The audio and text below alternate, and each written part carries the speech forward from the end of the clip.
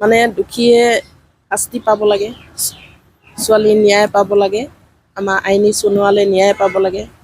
আজি পুলিচে কিয় ইমান দিন গ্ৰেপ্তাৰ কৰা নাই, সিহঁতকতো ৰেষ্ট কৰিব লাগে। আৰু তাকেই বিচাৰিছোঁ, আমি দুখীয়া শাস্তি পোৱাটো বিচাৰিছোঁ। কি আইনী মানে আমাৰ দুখীয়া মানুহৰ কাৰণে আইন নাই নেকি? অকল টকা থাকিলেই মানুহে আইন কৰে। ইমান দিন পলায়তক কৰি থাকিলে কয় আমাৰ নিচিনা দুখীয়া মানুহটো হোৱা হ'লে, আমি ইমানখিনি কৰা হ'লে কেতিয়াবাই আমাক ধৰিলেহেঁতেন। সিহঁতক কি কেলৈ ধৰিব পৰা নাই আজিলৈকে? সিহঁতকতো ধৰিব পাৰিব লাগে, কেলৈ ধৰা নাই? আজি ছোৱালীক যেতিয়া স্কুলৰ পৰা গৈ কৈছে মোক, মা মোক বোলে তাৱৈতে বোলে বহুত বেয়াকৈ ক'লে, বহুত কষ্ট দিলে বুলি কৈছে। আজি তাই ইমানখিনি কষ্ট পোৱা কাৰণেতো তাই আমাৰ মাজৰ পৰা হেৰাই গৈছে। কি হয় সিহঁতে সেনেকৈ ক'ব লাগে। নিজৰ গাৰ্জেন গৈ পোৱাৰ আগত, নিজৰ দেউতাক গৈ পোৱাৰ আগত সেই গাৰ্জেনে ক'ৰ পৰা অধিকাৰ পালে তাক ইমানখিনি হাৰাচমেণ্ট দিবৰ কাৰণে? আমিতো তাকতো অধিকাৰ দিয়া নাছিলোঁ নহয়। আমাৰ ছোৱালী আমাৰ অধিকাৰ আছে, তাৰতো অধিকাৰ নাছিলে স্কুলত তেনেকুৱা এটা কৰিবৰ কাৰণে। আৰু দেউতাকক স্কুলৰ পৰা টিচাৰে নেমাতি পেলাই যোনজন ললিত সোণোৱাল বুলি কৈছোঁ সি মাতিছে।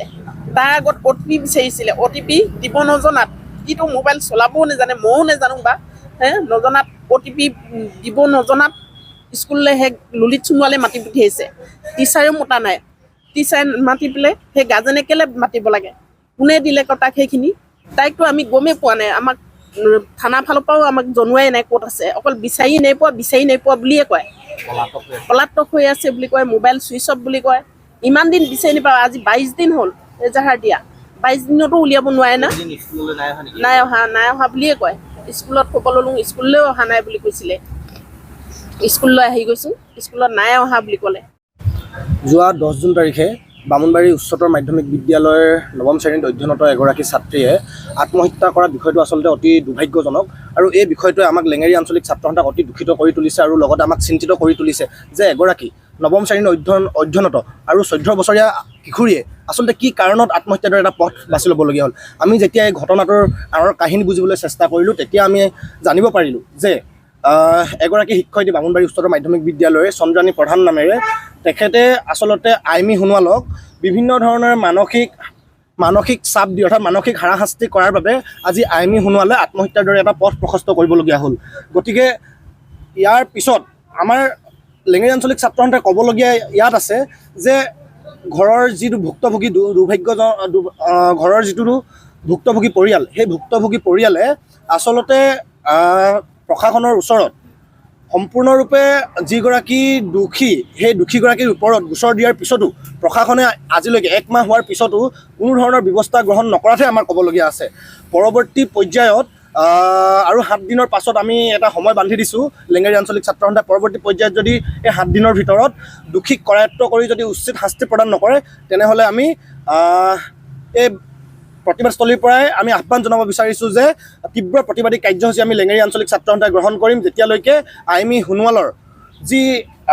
সোণোৱালৰ ঘটনাটো, আত্মহত্যা ঘটনাটোৰ লগত জড়িত দোষীয়ে শাস্তি নাপায়।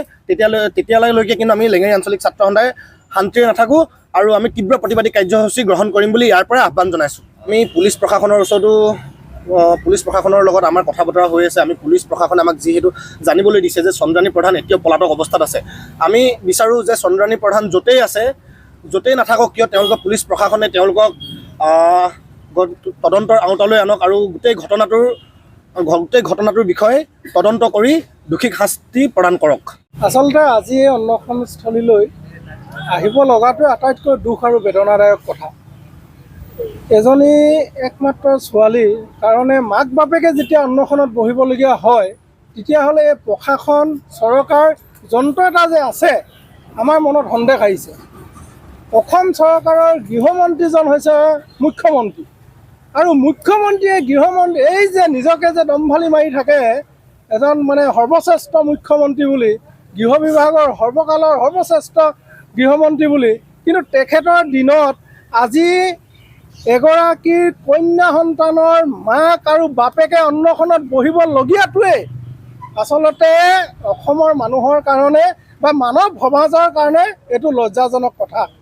আৰু প্ৰশাসনক কওঁ যে মাক বাপেকে এজেহাৰ দিয়াৰ পিছত আপোনালোকে যিসকল ব্যক্তিক নাম উল্লেখ কৰিছে সেইসকল ব্যক্তিক আজিলৈকে আপোনালোকে ধৰিব পৰা নাই। কেনে প্ৰশাসন যন্ত্ৰ চলাইছে আপোনালোকে?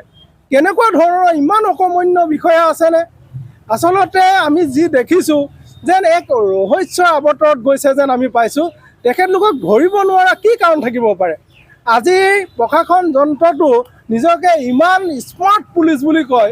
স্মাৰ্ট পুলিচে মানে নাম উল্লেখ কৰা, ক'ত আছে কি কথা এতিয়া নাজানো বুলি কৈ মানে আমাৰ দুখীয়া গাঁৱৰ মানুহক আভুৱা ভৰাৰ বাহিৰে অন্য একো কৰা নাই।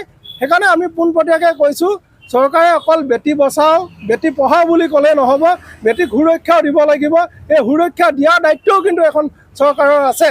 আৰু আজি মাক বাপেকে আজি ইয়াত অন্বেষণ কৰি এইটো প্ৰমাণ কৰি দিছে যে চৰকাৰৰ চূড়ান্ত ব্যৰ্থতা, প্ৰশাসনৰ চূড়ান্ত ব্যৰ্থতা। আৰু আজি আমি মাক বাপেকৰ লগত আমি সংগ দিবলৈ আহিছোঁ কৃষক মুক্তি সংগ্ৰাম সমিতিয়ে। আৰু আজি আমি কথা দিছোঁ যে মাক বাপেকৰ লগত আমি কৃষক মুক্তি সংগ্ৰাম আছোঁ যেতিয়ালৈকে ছোৱালীজনীয়ে ন্যায় নাপাব, আইনী শুনোৱালে যেতিয়ালৈকে ন্যায় নাপাব তেতিয়ালৈকে আমি লগত আছোঁ। আৰু আমি প্ৰশাসনক কৈছোঁ, আমাৰ ফালৰ পৰা আমি দল সংগঠনবিলাকে আলোচনা কৰিছোঁ, 7 দিনৰ সময় দিছোঁ। 7 দিনৰ সময়ৰ ভিতৰত যদি তেখেতলোকক গ্ৰেপ্তাৰ কৰিব নোৱাৰে, ধৰি উলিয়াব নোৱাৰে, তেতিয়াহ'লে কিন্তু গণতন্ত্ৰৰ শেষ স্তৰ পৰ্যায়লৈকে এক ভয়ংকৰ পৰা ভয়ংকৰ আন্দোলন হ'ব। আৰু যেতিয়ালৈকে ধৰিব নোৱাৰিব তেতিয়ালৈকে সেই আন্দোলন হ'ব। আৰু তাৰ কাৰণে যিকোনো পৰিস্থিতি পৰিৱেশ উদ্ভৱ হ'লে ইয়াৰ কাৰণে সম্পূৰ্ণ জগৰীয়া এই প্ৰশাসন আৰু চৰকাৰ হ'ব। যিহেতু যোৱা 17 তাৰিখে আমি আইনীৰ কাৰণে যিখিনি আমি থানাত এজোৰা দিয়া হৈছিলে, এজোৰা দি মানে কি হ'ল, আজি 22 দিন হ'লগৈ সময়। পুলিচ প্ৰশাসনে আজিলৈকে নিযোগীকেইটাক নাম মেনশ্যন দি আমি কি কৰিলোঁ, এজোৰা দিছিলোঁ, আজিলৈকে ধৰা নাই। তেখেতসকলক মানে আমি গাঁৱৰ এতিয়া নিবাসী মানুহ আমি যিহেতু ইমানখিনি কথা আমি বুজি নাপাওঁ, নাজানো, গতিকে এই অন্বেষণ কৰা মানে আইনী ৰেহাই পাব লাগে আৰু দোষীক শাস্তি দিব লাগে, সেইটোকে কওঁ। আজি ইমান দিন হ'ল, 22 দিনমান হ'ল আজিলৈকে পুলিচ প্ৰশাসনে জেৰা কৰা নাই। মুঠতে জেৰা কৰিব লাগে। যদিহে জেৰা কৰা নহয় মানে তেনে আমি আৰু পদক্ষেপ দীঘলীয়া কাৰ্যসূচী আমি হাতত ল'ম। চান্দানী মেম আছে, তাৰপিছত আৰু আমাৰ ললিত সোণোৱাল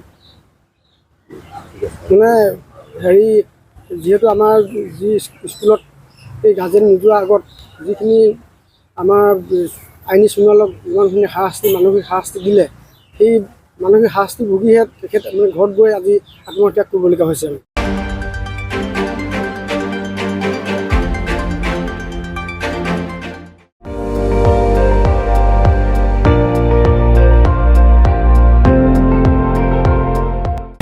আপুনি চাই আছে ND24, সৰ্বশ্ৰেষ্ঠ নহয় সৰ্বোত্তমৰ দৌৰত।